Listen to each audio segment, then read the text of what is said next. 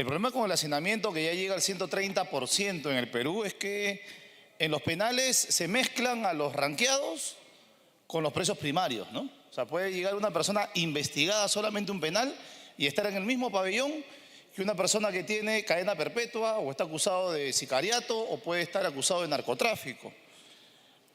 Y eso es realmente peligroso, ¿no? Porque todos saben que para trasladar a una persona acusada, el INPE te cobra precio, pues, ¿no? Para saber a qué penal te va a corresponder ir. Y eso realmente nos tiene que preocupar, porque de la mano con eso hay que preguntarse cómo ingresan los teléfonos con los que se practica la extorsión hacia afuera de los penales. Porque eso no es ninguna casualidad, como tampoco es ninguna casualidad que dentro de los pabellones existan celdas exclusivamente convertidas en fumaderos, ¿no? Donde presos se dedican las 24 horas del día a consumir droga. Y la pregunta tiene que ser, si el INPE es quien controla los penales y está adscrito al Ministerio de Justicia, ¿cómo ingresan esos teléfonos y cómo ingresa esa cantidad de droga para abastecer a un mercado de miles y miles de peruanos todos los santos días? Porque las parodias que nos hacen constantemente, ¿no? Los comerciales en PPT que nos ponen, los videitos estilo comercial que nos ponen aquí, no se condice con la realidad. Hacen las requisas e inmediatamente ya le están volviendo a vender los celulares e inmediatamente ya le están volviendo a vender la droga a los propios presos que tenemos en estos lugares. Pero además, ¿no es cierto?, la tragedia continúa porque se habla acá de servicios médicos y de servicios de derecho al trabajo. Eso también las denuncian los familiares de quienes están presos. Todos sabemos, señor ministro, que le cobran a los presos para poder acceder a los temas de carácter médico o para poderse reinsertar al trabajo de la zona. Y no me va a dejar mentir los congresistas con quienes hemos tenido que visitar penales a lo largo del Perú. Entonces, yo entiendo el optimismo del ministro que nos pone algunas cifras que suenan muy simpáticas aquí, pero realmente la realidad al interior de los penales es gravísimo. Hay niveles de corrupción que tendría que ponernos los pelos de punta, es decir, quienes están al mando de controlar los penales son los principales responsables de que los presos tengan teléfonos para extorsionar a la gente, ¿no?, maquinando desde afuera, y también permitan el ingreso de droga para el consumo de toda esa inmensa población penal. Gracias, presidente. Gracias, congresista. Tiene la palabra el congresista José Arriola, hasta por 3 minutos. Gracias, presidente. En julio del año 2023, la presidenta anunció que se iba a impulsar la ampliación y construcción de 2 penales por un monto de 300 millones de soles. Y que al final de su mandato se iba a invertir 1.630 millones de soles. En julio de este año anuncia nuevamente casi lo mismo y se refiere a los penales de Arequipa y Abancay, que hasta la fecha no hay un avance significativo. En junio de este año, a raíz de la reunión de CONASEC, el ministro de Justicia, que ya tiene 1 año y 3 meses, anunció, después de 10 meses que está en la gestión, que se va a gestionar para que se declare en emergencia el sistema penitenciario nacional, lo cual permitirá que se emita un decreto de urgencia para que el MEF transfiera los recursos necesarios para la edificación de nuevas cárceles. Después de 10 meses en su gestión. Y acá viene lo más inaudito. El 15 de diciembre del año 2023 se presentó un proyecto de ley para que se restablezca la operatividad de los establecimientos penitenciarios, entre ellos el Frontón. El Frontón funcionó 69 años, desde el año 1917 hasta el año 1986. Y como es práctica parlamentaria, la Comisión de Justicia le envió el día 8 de enero un oficio 1200 al Ministerio de Justicia para que emita su opinión, que puede ser viable o no puede ser viable, que puede estar a favor o puede estar en contra. Y hasta el día de hoy, presidente, casi 1 año, no responde. Acá está. La prueba irrefutable de lo que significa el no respeto a la majestad del Congreso de la República. Los ministros tienen la obligación de responder independientemente de su posición. En ese sentido, presidente, deploro lamentablemente la actitud, porque en todo caso el ministro como titular del pliego es el responsable de lo que sus funcionarios hagan o no hagan. y fastidia tremendamente que estemos enviando documentos reiterativos para que se cumpla lo que nosotros solicitamos, no de aquello que se nos antoje, sino de aquello que deben ellos cumplir cabalmente para que después el Parlamento tome decisiones al respecto. Nada más, presidente. Gracias. Gracias, congresista. Acuerdo o decreto supremo del el 014 del 2024, que se publicó el 16 de noviembre, le da 45 días para que se elabore un plan estratégico para la emergencia penitenciaria. Hemos escuchado a la presidenta anunciar en un discurso de 5 horas que se iba a hacer cárceles para quitar el hacinamiento. Hemos escuchado al premier, de la misma forma a usted, y todos hablan de los 3.000 millones de soles para asignarse para la construcción de cárceles. Recién, en esta ley de presupuesto, en el endeudamiento se han aprobado los 3.000 millones. Ahora, ¿se los dará el MEF? No sabemos, con un ministro de Economía como el que tenemos, que algunos lo aplauden y otros, para mí, es una desgracia lo que tenemos como ministro de Economía. Pero no se lo va a dar ministro de Justicia, a través suyo, presidente, si es que no se presenta un plan para poder cubrir este problema que tenemos de hacinamiento de cárceles. Yo recuerdo cuando usted asume el cargo, ministro, haberlo visitado en el ministerio y usted me dijo, no vaya al penal de Ica, a este gran megapenal, porque ya fueron 2 congresistas, colegas suyos, porque esta obra ya se va a dar. No se va a dar porque recién están actualizando el expediente técnico. No se puede dar una obra si el expediente técnico no está actualizado. Y tampoco está incluido ese monto dentro de esos 3.000 millones de soles que está solicitándose al MEF para que se le derive. Cuando uno solicita un presupuesto de 3.000 millones de soles, ¿qué cosa tenemos que hacer? Ir presentando para que las partidas salgan. Entonces, señor ministro, nosotros queremos que se resuelva este problema.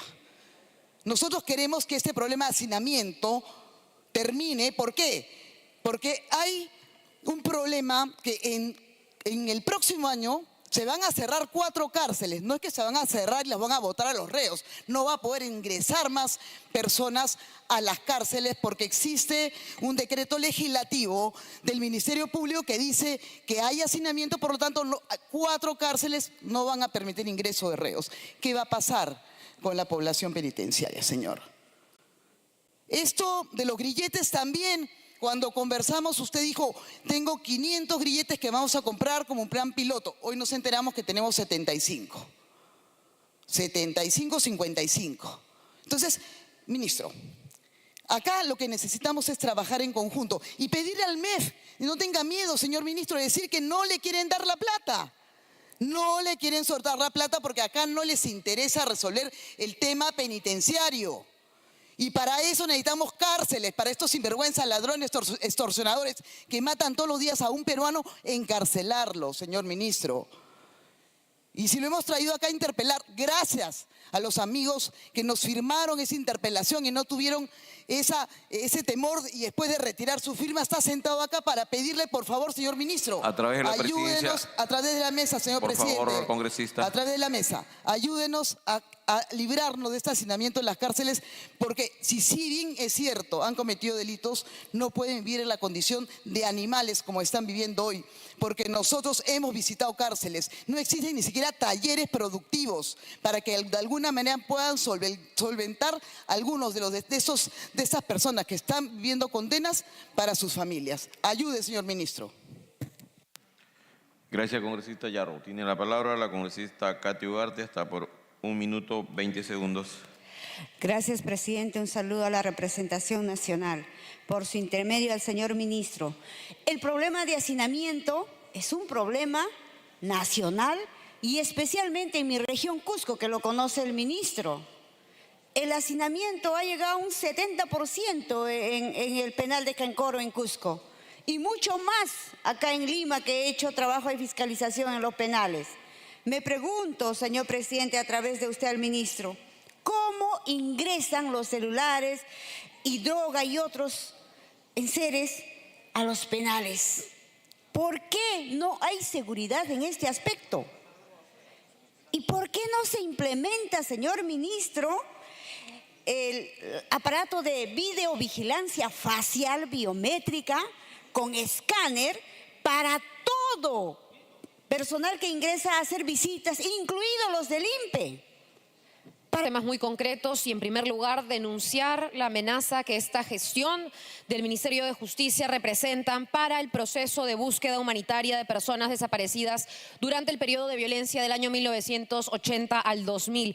Y lo menciono particularmente, señor presidente, porque ya la CBR ha dicho, son más de 22.000 personas que fueron desaparecidas y sus familias tienen el derecho de encontrar, recuperar y dar un entierro digno a sus seres queridos. Yo ya he solicitado a través del oficio 912 del 2024 información sobre la disposición del Ministerio de prácticamente desmantelar la Dirección General de Búsqueda de Personas Desaparecidas. Ha dispuesto que deje de tener esta dirección dentro del marco de su competencia a la Dirección de Registro e Investigación Forense y a la Dirección de Atención y Acompañamiento. Esta medida preocupa particularmente porque este Congreso aprobó una ley, la 30470, que no se puede cumplir, señor presidente. Muchas gracias. Gracias. Señor presidente, por su intermedio saludo a la delegación nacional y al señor ministro de Justicia acá presente. Todo el país se encuentra conmocionado por la violencia y el clima de terror que han desatado la delincuencia común y las organizaciones criminales en nuestro país. Todos los días vemos cómo se mata impunemente a personas inocentes por robarles un celular, víctimas de las extorsiones y otra forma de criminalidad que rechazamos con indignación. Consideramos firmemente que es necesario realizar un ajuste en la política criminal del Estado para defender a la sociedad del delito. Recientemente nuestro país se ha conmocionado fuertemente por la muerte de la señorita Sheila a manos de un mal policía quien terminó descuartizándola con extrema crueldad. Por ello queremos proponer la reimplantación de la pena de muerte en nuestro país para los delitos más graves como son la violación sexual de menores, el sicariato, el terrorismo y el feminicidio, de tal forma que estos delitos no queden impunes y evitemos que nuestros centros penitenciarios estén desbordadamente ocupados por delincuentes irrecuperables que hacen daño desde adentro y fuera de las cárceles. Para este propósito necesitamos denunciar la Convención Americana de Derechos Humanos, tratado internacional que impide este tipo de reformas legislativas y que responde a otro momento de nuestra historia. Queremos saber cuál es su opinión al respecto, señor ministro. Gracias. Gracias, congresista Montoya. Tiene la palabra la congresista Marlene Portero, 2 minutos.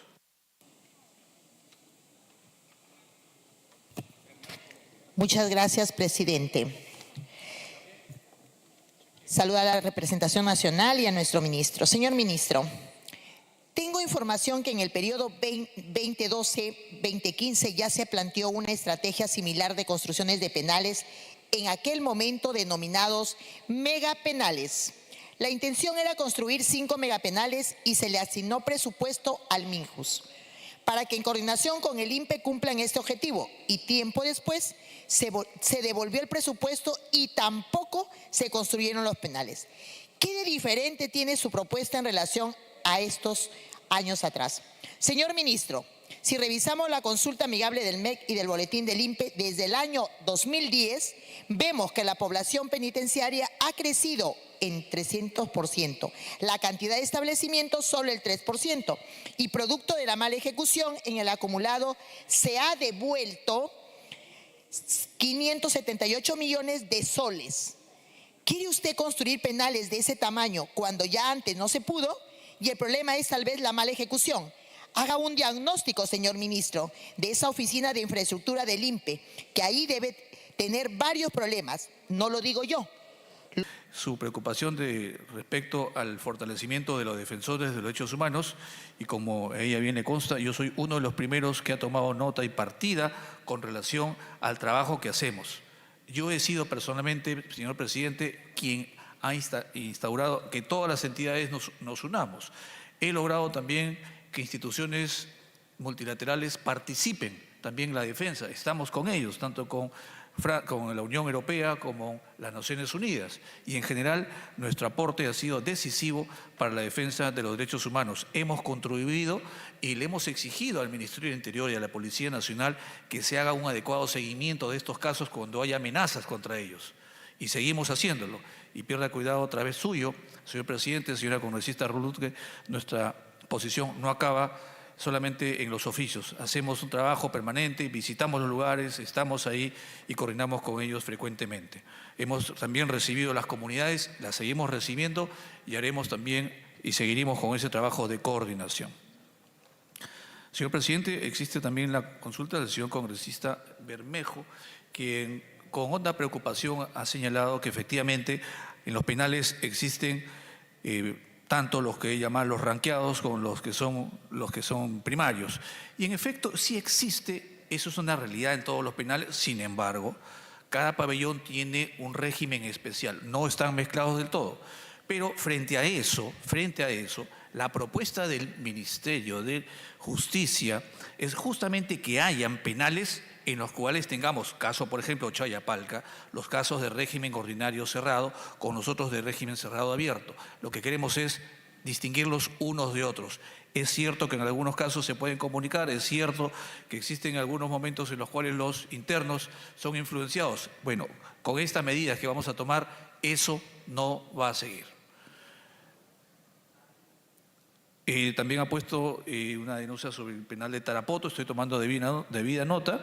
Una de las medidas que yo he dispuesto también, señor presidente, es que en coordinación con la Policía Nacional, y ese es un trabajo que nos permitimos hacer hace más de 2 meses, que recién se ha podido implementar, es que hayan canes a las entradas, tanto para que puedan verificar a los agentes penitenciarios como las visitas si ingresan o no sustancias, drogas u otro tipo de elementos que no están permitidos. Ya hemos logrado, ya tiene una semana esto y estamos logrando tener pequeños resultados, pero lo aseguro que esto es una política que se va a difundir en todo el país.